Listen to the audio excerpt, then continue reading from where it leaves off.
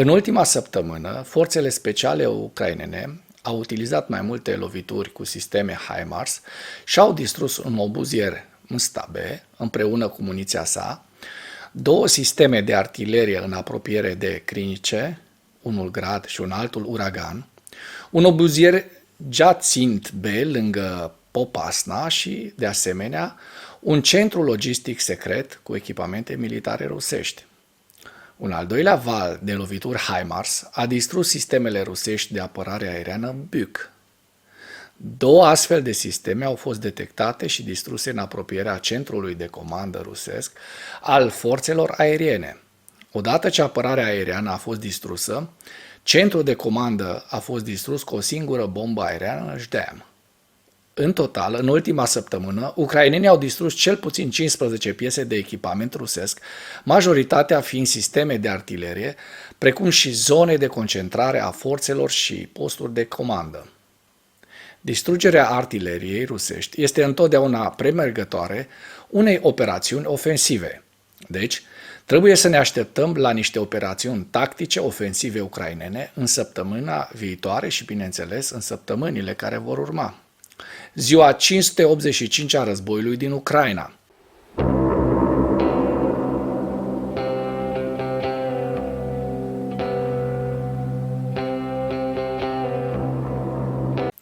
Forțele ucrainene au continuat operațiunile de contraofensivă în vestul regiunii Zaporojie și lângă Bahmut pe data de 30 septembrie. Statul major ucrainean a raportat că forțele ucrainene au continuat operațiunile ofensive în direcția Melitopol și lângă Bahmut. Bloggerii militari ruși au susținut că forțele ucrainene au efectuat atacuri la sol fără succes în apropiere de Klishchiivka, care este la 7 km sud-vest de Bahmut, Andriivka, la 10 km sud-vest de Bahmut, Robotine, la 10 km sud de Orihiv, Novoprokopivka, 13 km sud de Orihiv și Verbove, 18 km sud-est de Orihiv.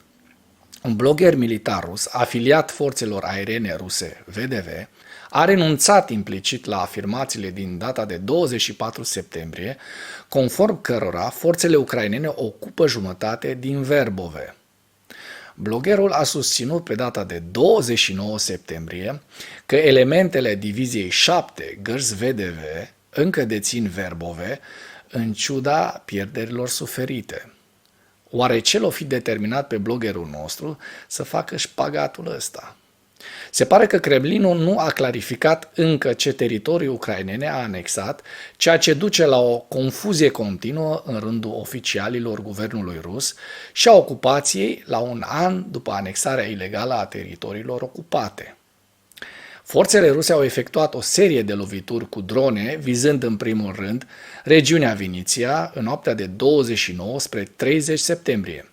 Surse militare ucrainene au raportat la 30 septembrie că forțele ucrainene au doborât 30 din cele 40 de drone Shahed pe care forțele ruse le-au lansat din Crimea ocupată.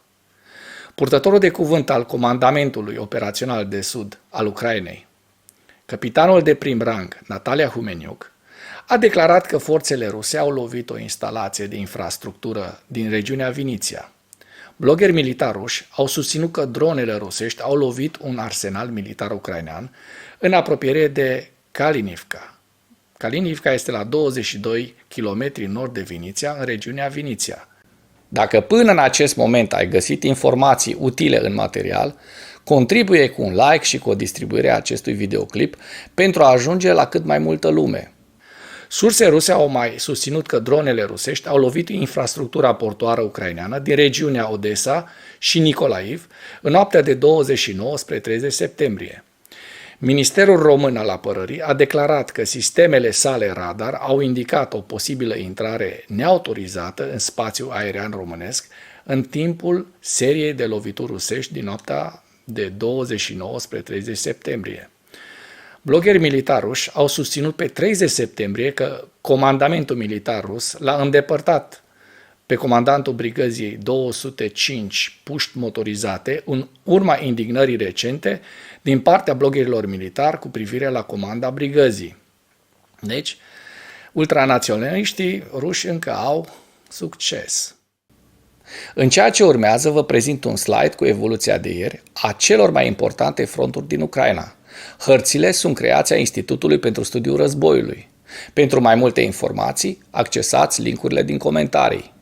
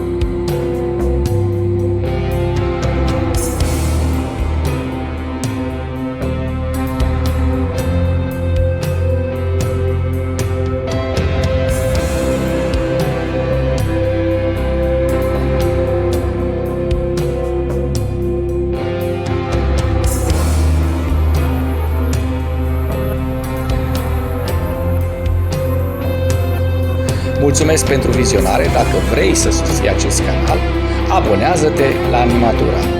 Apreciez mult asta.